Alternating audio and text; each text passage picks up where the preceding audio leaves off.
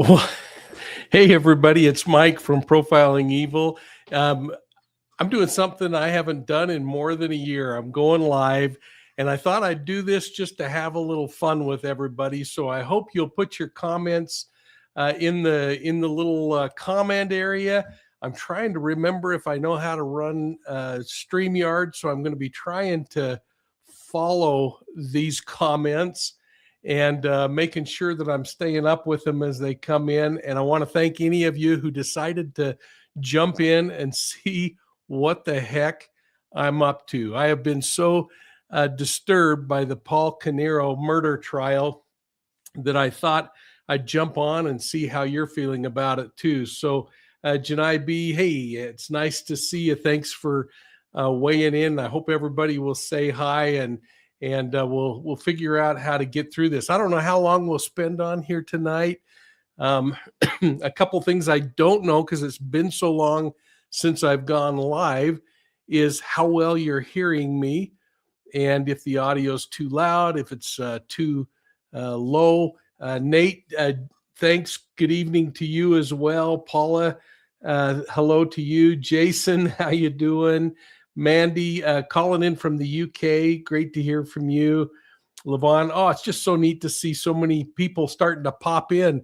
Again, it has been more than a year since I have gone live, and I've been pretty troubled by the Paul Caneiro case, and I'd like to see if some of you would weigh in on if you've been watching that thing at all.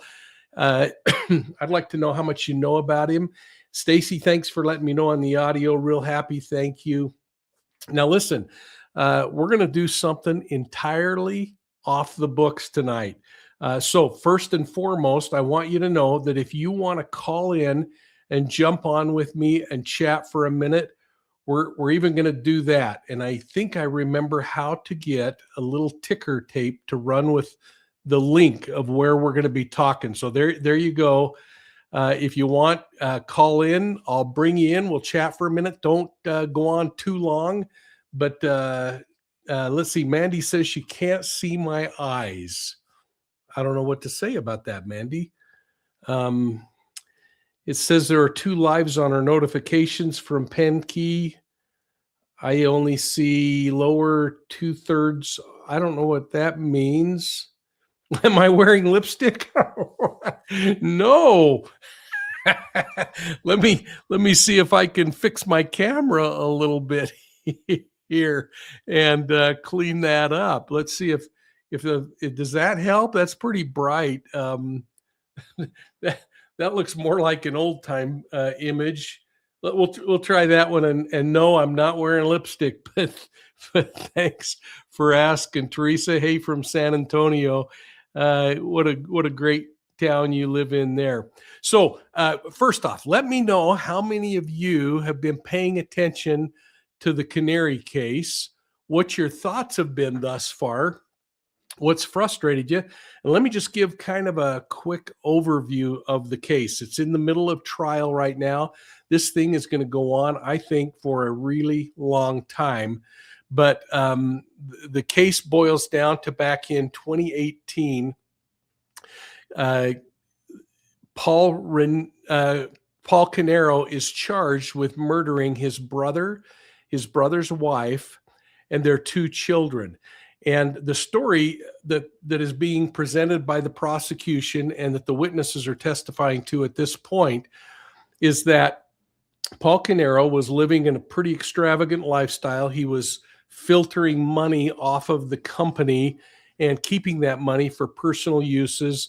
And with that money, he was going on trips. Now, they're not allowing this into trial, but apparently he had a relationship that was off the books. Now, the extent of that relationship, we don't know, other than he was traveling with this woman and taking her to fancy places, taking her back to her home country. But he was taking money from the company and using that to run a pretty extravagant lifestyle. Now, on the evening of let's see, I've got the date here. Anyway, on the evening of the murders, the state is alleging that Paul Caneiro showed up at his brother's house at 3 o'clock in the morning, and his intent was to go in and kill his brother, who had discovered that he was stealing money from the company. And because of that, he decided that, according to the state, that he was going to kill his brother. Now, I thought it might be helpful to kind of show you on a map where we're talking about. This is in New Jersey. So the United States, over here on the far right of the United States, is New Jersey.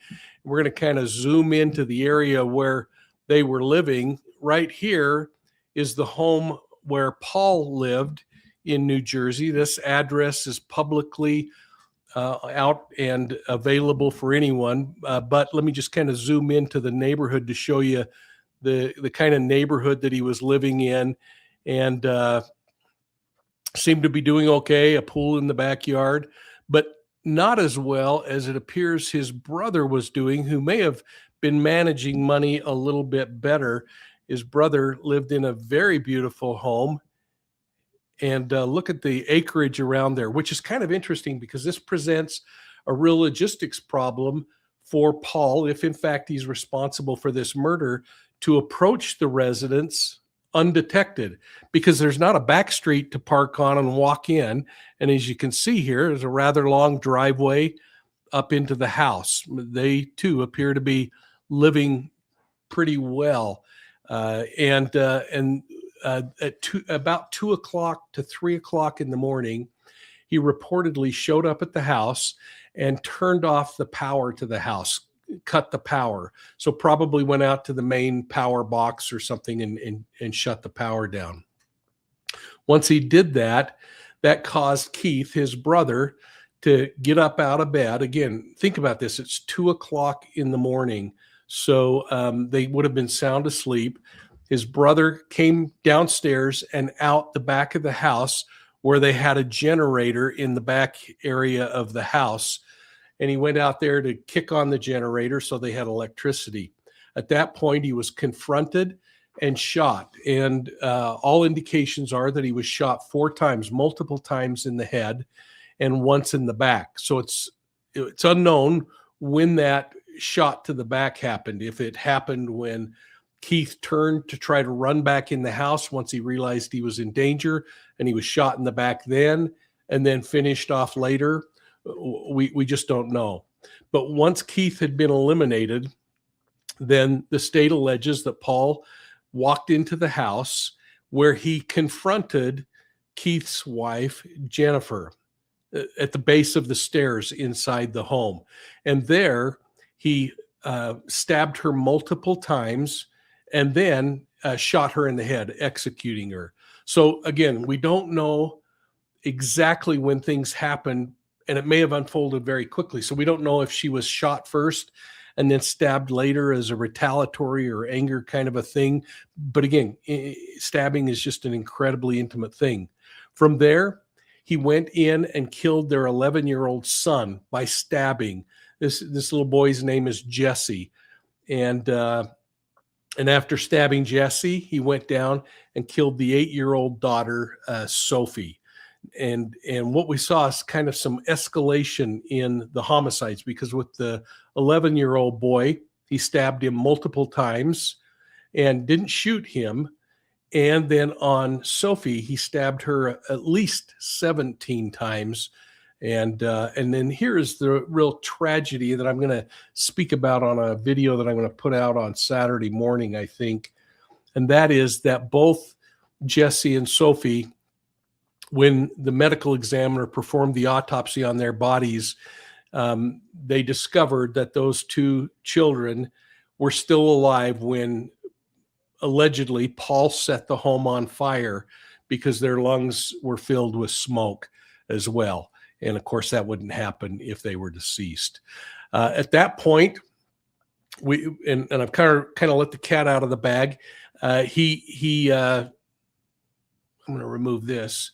Paul allegedly then set their home on fire, and set it on fire with kind of a low burn. And I don't know if we're going to get more testimony about what that low burn means, but then he drove back to his home. Now, I do want to point out one thing on the map, because I thought it was interesting. Again, at 2:00 in the morning, in looking at the route that he most likely would have taken, it is only about a 16-minute drive to go the 13 miles between both residents. And again, this is at 2:00 in the morning, looking at normal traffic flows. So in that 13 minutes of time, he left their home, reportedly went to his home, and then lit his home on fire to make it appear that he wasn't a suspect, but that he was a victim like his brother. Now, I'm going to pause there for a minute and let's just look at some of the questions that might be coming in, or comments. And there's some really nice comments about people. Thank you for saying nice things. And I just got to show this. I'm not wearing lipstick. I have been known to wear lip balm, and I keep it very close by my beeswax, but no lipstick. So thank you so much. Let's go through and see if there are any questions. It says, lean forward. The screen is cutting off the top of your head. Is that true for everyone? Please kind of weigh in on that. And what I'm going to do to fix that is I'm going to just move the screen down a little bit, because I don't want the top of my head cut off. So let's see. Let's see.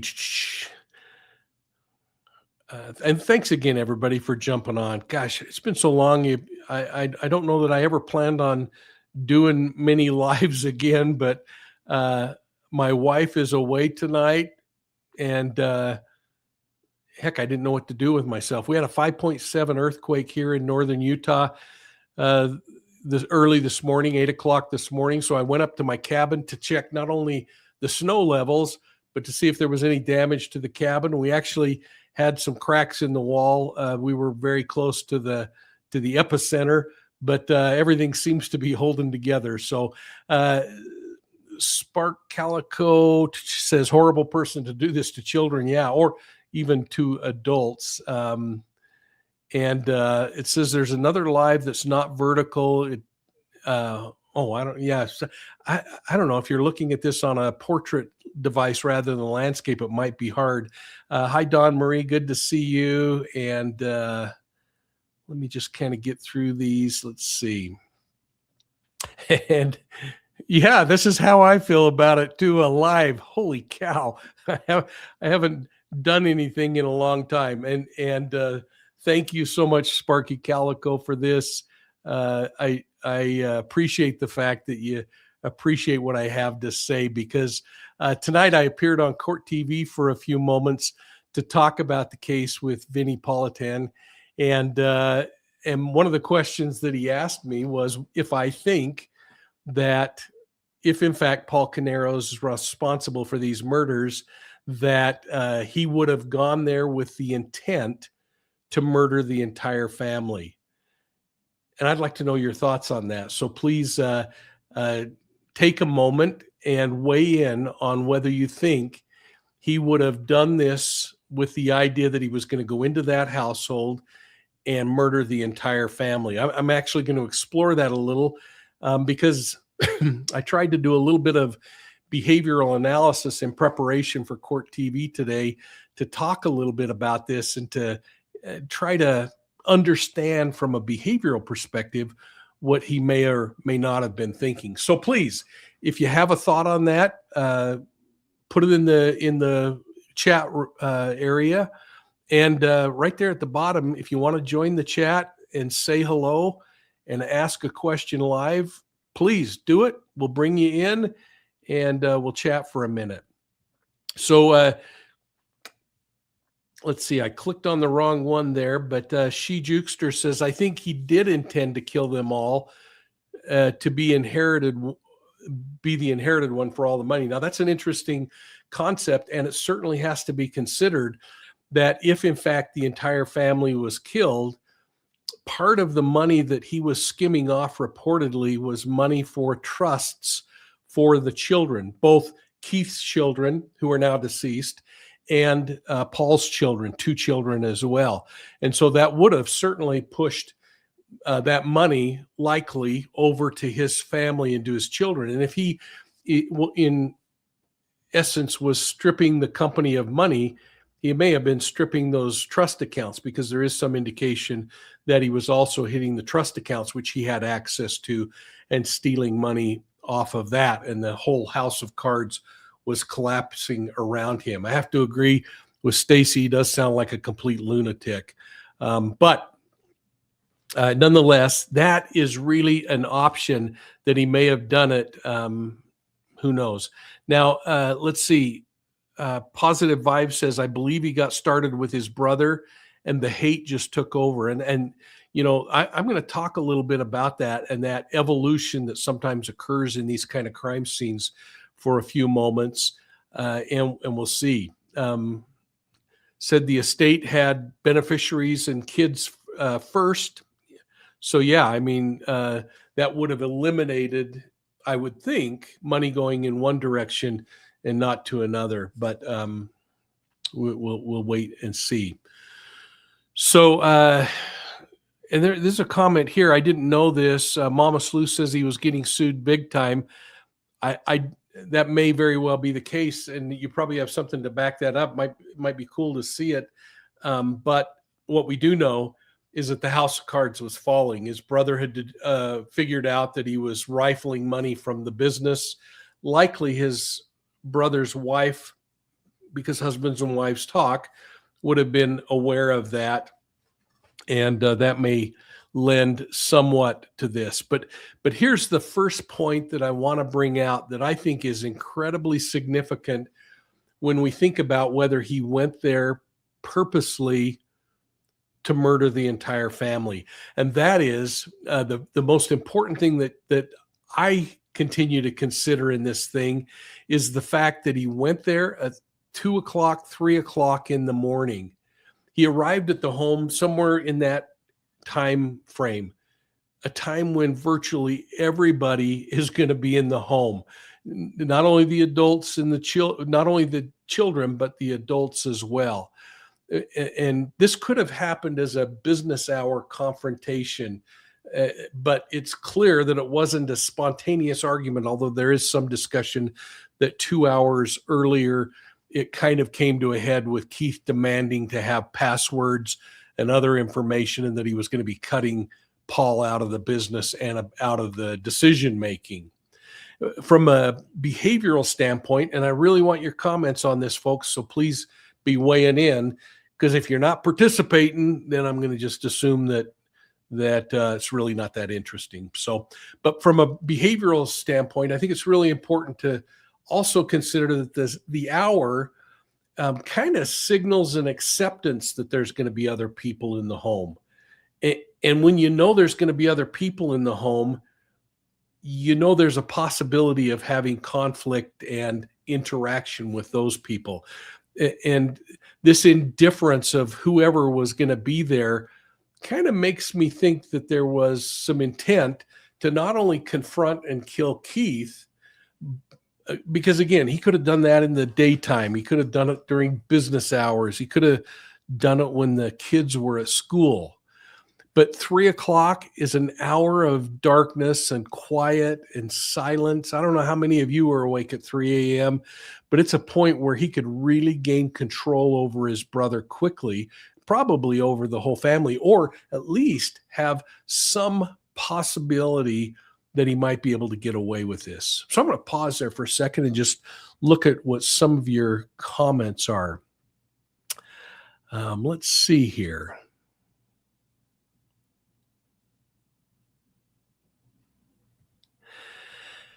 She Jukester says, seems to me that he had to kill them all to get the money to run off with his mistress that he was paying for. Yeah, I mean, that's interesting. But again, why would he have to kill them all other than the estate money or life insurance money if he was third in line on life insurance or things like that? And that's going to be interesting to see if life insurance comes out. Maybe someone can put a comment in there if they've heard that life insurance has come out. Now, Janai B says he wanted to confront the family. So I guess I'd ask, why would he want to confront the family?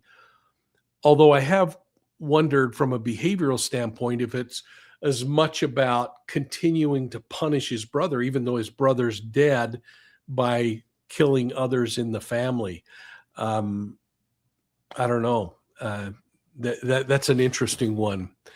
It says, let's see. Do you think he knew his brother was going to go outside or was that a surprise? So the theory that seems to be making pretty good sense is that the brother would have probably come outside because the generator didn't automatically kick on when the power was cut to the house. So he would have gone out to investigate. So basically, by cutting the power, he would be luring his brother out into the yard. But whether that's accurate or not, I don't know. And again, I'll look for your comments here. But yeah, I mean, yeah, and this is kind of the thing that I was talking about in my first assessment of the 3:00 hour, is that the expectation is people are going to be home. And that means there's an expectation you might have confrontation, or you may be going there specifically for that purpose, to kill the entire family. So we don't know if he was in line for the money after the kids and the estate. I would suspect that there was a financial win by doing this, if in fact that is the motivation. So here's somebody, let's see, Be a Better Person Today. Holy cow, what a great name. Originally from New Jersey. So somehow this case is hitting harder. It's horrific. Yeah, I mean, this is a terrible case. And again, folks, if any of you got the nerve to jump on with me live, I'm giving you kind of a once in a very slim pickings opportunity to jump on live and chat for a minute down below. So just call in. You'll need a camera and a microphone to be able to do it. Your phone will work. So anyway, Kristen Perry, hey, thanks. Stoked about your coverage of this. I'm not used to coming on, and it's a lot of fun. It's just I'm still working a lot of different little gigs here and there. And by the way, I hope you all are planning on, I'm going to pull this up. In fact, maybe what I'll do is even play a link of this, but I hope you're all going to subscribe to my new podcast that's launching on February 3rd. It's called Gardens of Evil. And it is about the book that many of you have already purchased called The Zion Society. But it is Gardens of Evil Inside the Zion Society Cult. And it is season 5 of the American Nightmares podcast. Many of you probably already are subscribed to that. But it is a 7-part series, and it is really nice quality. And if I see some comments saying you'd like to hear, there's a little trailer in here you can listen to offline, or if you'd like, and if there's enough interest, we can listen to it as part of the podcast tonight as we sit and chat. But it's fun to be on with you. So yes, She Jukester, the power was cut, and that was what lured him outside. And it all starts to kind of make sense, doesn't it? That once he was out, they then had access to him. So let's see what else we've got here. I think this is a great comment. He could have shot his brother and left, but he didn't. And it makes you wonder why. And it makes sense that he had plans for the whole family.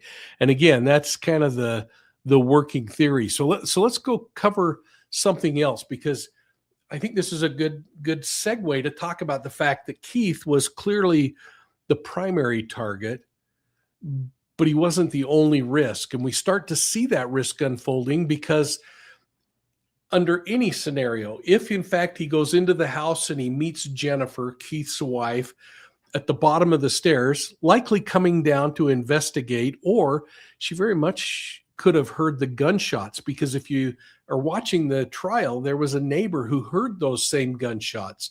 And you can see, based on how far his home is from the neighbor, that gunshot was clearly loud enough that the neighbor could hear it and come over and report it. So here we see the home. I'm going to take that route back off. But I mean, look how far it is to his neighbors. If we were to just measure that in feet, I mean, he's 2 football fields from that neighbor, 660 feet from that neighbor, 500 feet from that neighbor, 530 feet from this neighbor. So and I guess what I'm belaboring here is that if the neighbor could hear the gunshots, then it would make perfect sense that the wife upstairs would hear the gunshots. And that would have brought her downstairs wondering what on earth has gone on.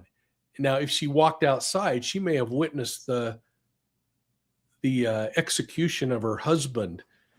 And then that would have increased Paul's risk, if in fact he's the killer, and would have made it a little easier to understand why he may have pursued her back into the house and then took her life. There also is some interesting concerns and questions surrounding the fact that she was shot once, but then stabbed multiple times. Now, keep in mind, if he was shot 5 times, she represents the 6th round. We don't know how many rounds were in that weapon. We don't know if he planned on shooting everyone with the weapon and the gun jammed, or he had some kind of malfunction and then he had to resort to the knife, because from with Jennifer, she stabbed multiple times in the torso and then she shot in the head. So again, was she shot first and stabbed after, or was she stabbed and then shot? But the children weren't shot. They were only stabbed. And only is kind of a raunchy word, so please forgive me on that. But it's interesting to see this progression or change, but there oftentimes are reasons why, and it may be that he had a malfunction or that he had a jam that he couldn't work past, and he had to switch to that. So who knows? Let's see. Oh, the other thing about Jennifer's movement is it may have been too, that if she came out and discovered her husband being murdered and ran back into the house, there's an indication that she was near the entry that goes to the basement. So it's possible, because weapons were stored in the basement. There was one weapon hidden under the bed of in the bedroom.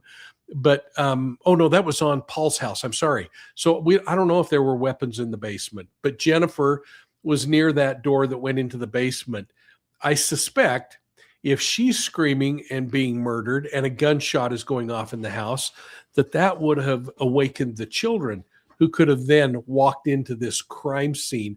And because they walked into the crime scene, then it became necessary to remove them as possible witnesses, because they certainly would have known, especially if it's Paul Caneiro who's responsible for this, that it was their Uncle Paul that was standing at the bottom of the stairs. So let's look at a few more comments here.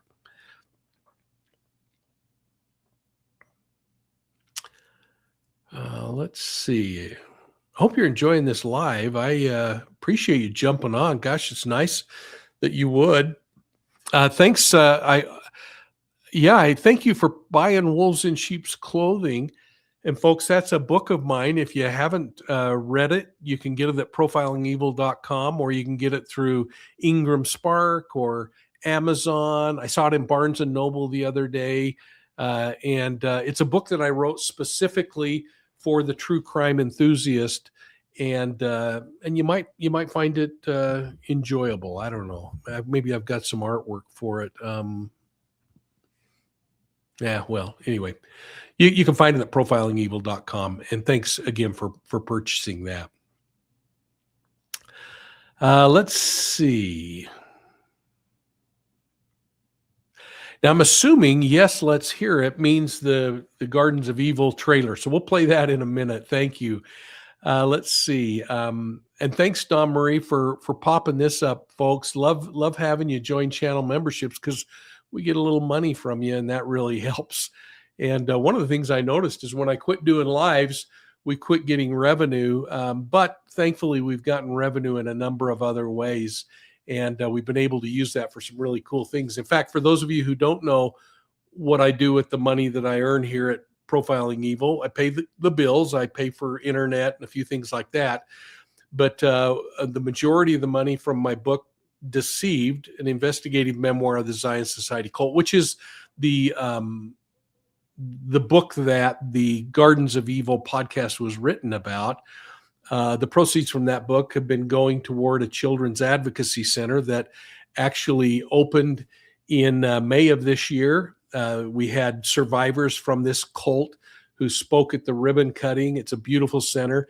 And then just a few months ago, we were so thrilled to announce a scholarship at Weber State University, the King Family Endowment, that we're using money from these efforts and from the books that I sell to provide scholarships for law enforcement for child investigations. So it's been really fun to be able to push the money that way.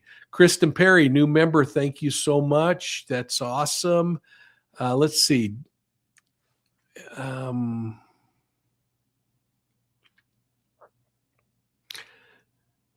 Got Samantha jumping in from Oregon. Not sure what this means. Didn't realize he had membership. I might have missed an earlier comment. Let's see. Yeah. Holy cow. I haven't gone live again, probably in more than a year. So it is kind of fun to do it. Mama Sleuth, that's a very kind comment. Says your voice is soothing. You know, it's interesting. My wife says it probably just puts you right stone to sleep when I start yammering. So thanks for watching me on Crime Talk with Scott Reich. Scott is such a good friend, and we have a lot of fun together, and we promise each other every time we do it that we're going to do a lot more events together to take advantage of each other's expertise. He's been a longtime friend, and I really appreciate him. But now we've talked about Keith, we've talked about Jennifer. I want to talk a little bit about the children, because they went from just being there to being witnesses to becoming deceased victims.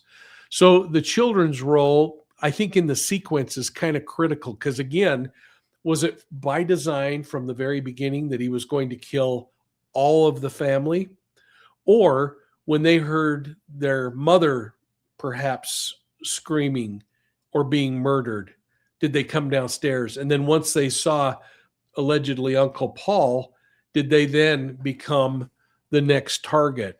And the prosecutors are going to continue to argue that the children weren't collateral, that they, and we know that they didn't die by the fire. We know that they were murdered and they were stabbed. In fact, little Sophie, again, why it was so necessary to stab her 17 times in the torso and face and neck and head is really beyond me.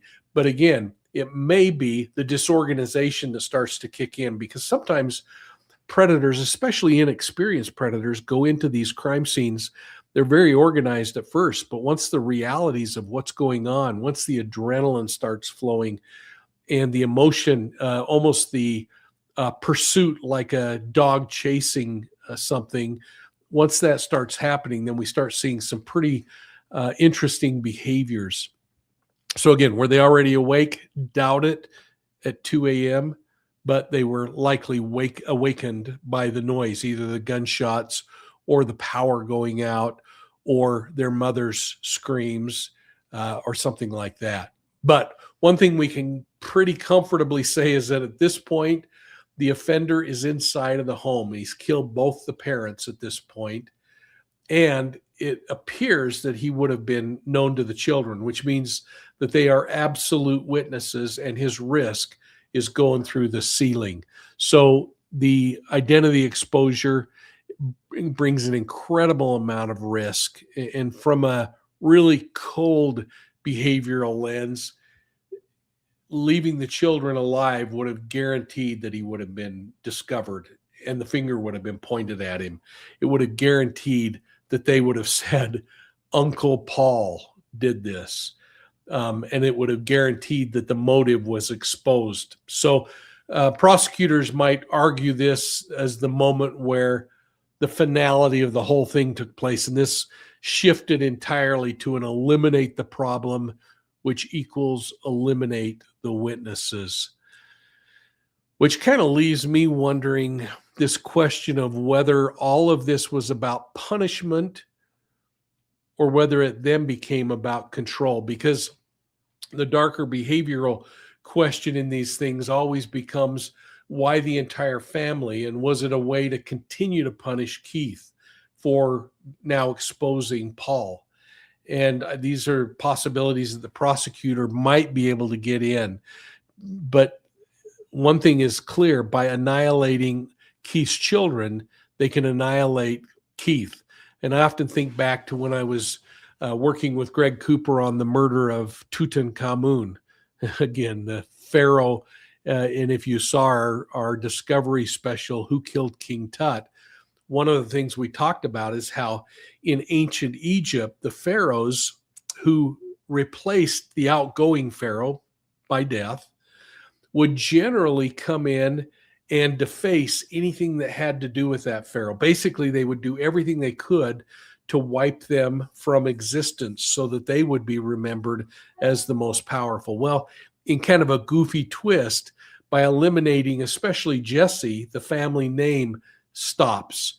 By eliminating the children, the money train may continue toward Paul and his children. And we've talked a little bit about that. So I'm going to stop for a moment and read some of your comments and throw up the red flag if this is getting just too long-winded and boring, and we'll call it a night. Otherwise, I got a few more things to chat about. She Jukester, thanks. I love going on court TV. I've been doing it for about 7 years. CrimeCon, I always do the live shows, and the people there just really treat me well. Thanks for this. The poor children. Yeah. Holy cow. Here, Scott Reich is another man with a respected podcast. He has a sick sense of humor. I'll leave that with you there. Let's see. A lot of parallels to the Murdoch case. Yeah, that's kind of interesting. Let's see. Oh, how much are your subscriptions? Okay, it's a moment to sell for a moment. I've only got two. I've got $1.99 a month, which is the supporter area, and then the academy level is $4.99 a month. I try to push videos out so that you get them sometimes ahead of anyone else, but mostly it's just a way for you to say thanks and help us out a little bit, and we really do appreciate it. So thanks for asking that question. So let's get back into this, and we'll get you all off for the night doing something funner. So the question becomes, did this thing just unfold as the emotion was going, or was it all planned again? And I think this is where the prosecution, because they've come in and said this was planned, that the murder was planned, and they haven't said that Keith's murder was planned. They've kind of left it as the entire thing. I think the 3 a.m. timing really shows what they planned on, what he planned on doing.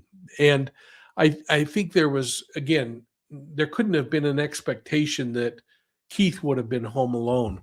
The power disruption shows the planning and preparation and the attempt to lure Keith out of the home where he would be able to then confront him. The weapon choice, I think, is pretty interesting because, again, with Keith, he was shot. There was no knife wounds. He was just flat out shot 5 times. He represented more anger, represented more threat, and that may explain that. Then Jennifer, 1 shot and multiple stab wounds. Again, was that by design? I don't know. Or was it that his weapon jammed, or that he then experimented after shooting by stabbing, and that was really fulfilling, which led to the stabbing of the children? I don't know. The post-fire shows the awareness of what evidence might be left behind and the need to clean up. And that same kind of cleanup was found at Paul's home when he set his fires around the home, in the window well, on the car, and a few other places. I think one other place. But the thing that was interesting there is that he attempted to burn the clothing up, but they were able to recover Paul's jeans with human blood on them.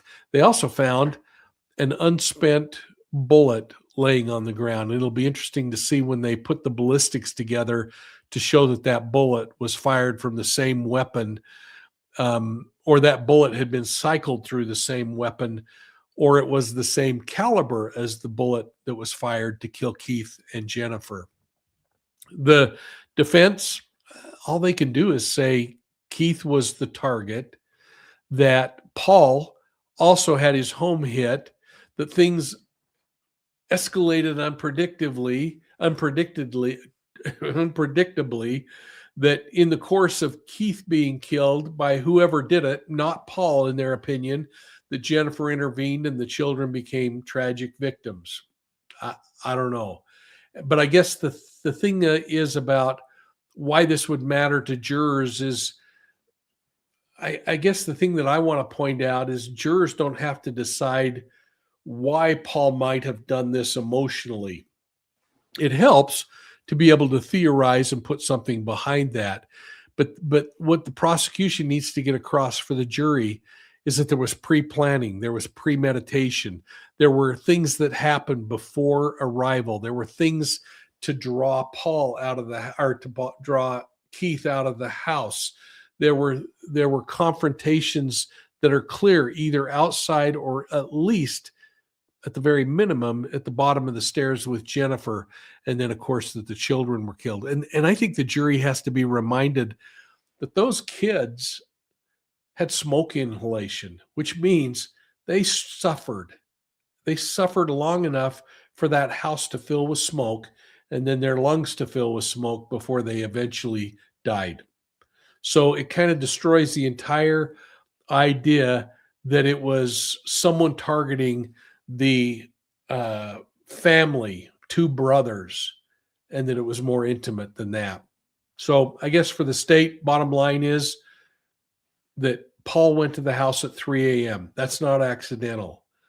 Paul lured Keith out of the house and then shot him, if they are correct. That's not accidental. That's not something that unfolded in a defensive way. That the killing wasn't something that happened in panic. It was something that happened through preparation, and that the fire was strictly there to destroy evidence. That's my opinion on this. So let's see what you have to say, and then if not, we're going to play something from Gardens of Evil, because it doesn't look like there are any questions. So let me, Gardens of Evil. By the way, all you got to do is look up Gardens of Evil on your favorite podcast platform, and you can subscribe to this. And I think what I'll do is minimize me and bring that in full screen.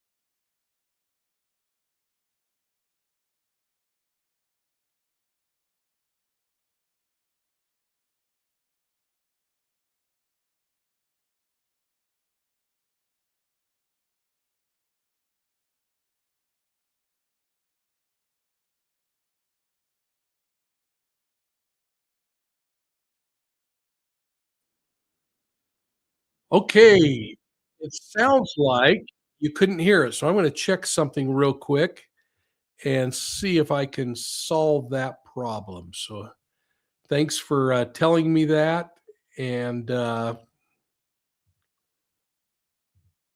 gonna try bringing it in and fixing what the problem was.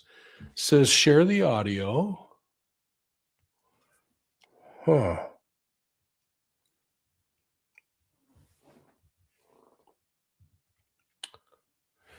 Okay, I'm going to try this one more time. Please let me know if you can hear this. Gardens of Evil, Inside the Zion Society Cult is a 7-episode audio documentary that tells the unbelievable true story of a cult that operated in plain sight in an otherwise ordinary American suburb. It wasn't a cult up in the mountains with 500 acres of land around them. These were people living in a developed area, and they were getting away with it for more than 10 years before it finally was able to come to light. You'll be introduced to the Zion Society in its early days through the eyes of a young couple who moved into the new neighborhood subdevelopment of Northwood.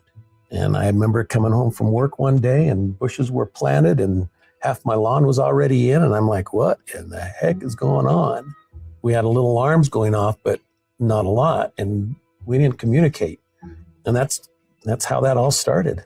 Until a decade later, when a former member of the group came forward and confessed to law enforcement the horrors happening behind closed doors, leading to the dismantling of the Zion Society and the freeing of dozens of children from a life of relentless abuse. Every day, it was every hour, it was our whole life. Some form of abuse, emotional, physical, or sexual. Like, I can't think of any time that was just joy. Most importantly, we'll hear from the survivors, many of whom have broken their silence for the first time to tell me their stories of living inside the secretive sect and the years after as they've struggled and fought for healing. I have to remind myself every day that I need to forgive for me, not for them, so that I don't destroy my body in hate, I have to let go. My name is Aaron Mason, and before the series begins on February 3rd, I wanted to set the scene for this podcast and explain why I believe it's a story that needs to be told. In Gardens of Evil, we're going to be able to hear from victims who went through thousands of sexual assaults and physical assaults. That's former detective Mike King, who led the Zion Society investigation. We're not going to talk about those events one by one. It's just too ugly, and it really doesn't serve a purpose. My priority on this podcast is to do right by the people whose story it is. They lived it, I didn't. But some of the details are pretty salacious, so I've done my best not to be lurid for lurid's sake, I want to communicate the facts of the situation without it feeling gross or exploitative. But that's only part of the story. Gardens of Evil is about much more. It's about this process of coercive mind control, this ideology that takes people and gets them into positions where they will be victimized, and how they can somehow take seemingly normal people and convince them to commit crime. Can the line between victim and victimizer become blurred if an abuser is themselves abused? Whether it's physical, emotional, or sexual abuse, we'll go through what it does to them over the course of a lifetime, because we now have the lens 30 years later of looking back on this case.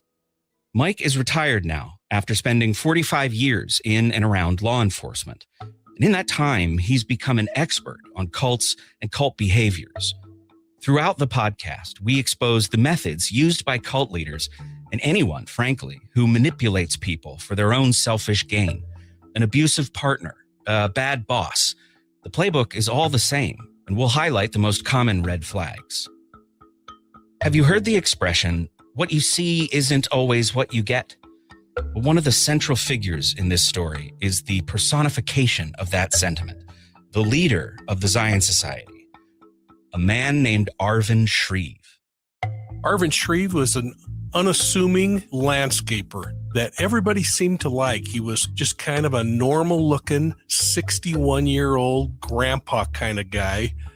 And yet underneath the facade that he had created was a very evil individual who was conniving, who took the opportunity to twist people's belief systems and actually capitalized on their belief systems, but twisted it just enough to fit his own perverted needs.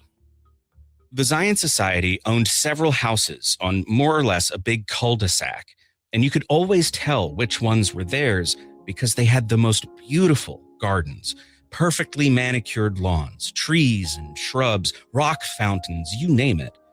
People would even drive through to look at them, having no idea the nightmares occurring inside. This, of course, mirrored Arvin, who himself had an outward demeanor that people loved, but secretly perpetrated abuse at a rate that was nearly unfathomable. The full story of the Zion Society hasn't really been told until now, but it's one you won't forget. Even Mike King, in all his experience, says this one is different. You know, I've seen cases where there's more horrific things that happen with people who have been murdered or badly mutilated, but nothing has impacted me like this has. Gardens of Evil, Inside the Zion Society Cult, is a story unlike any you've heard before. Subscribe now to hear episode 1 when it's released on February 3rd, wherever you listen to podcasts. Well, here you go. Hopefully that was a little bit entertaining and a little bit gripping. And I really want to thank you all for supporting Profiling Evil. It was fun to spend some time with you tonight, and I'll look forward to reading your comments in the chats. And again, anytime you have a question, you can send it to profilingevil@gmail.com, and we'll include it in Feedback Friday, which is tomorrow morning. And I'll be answering a few questions that came in over the week and talking about a criminal case tomorrow morning at 8 a.m. So thanks so much, everybody. We'll see you soon at the next crime scene.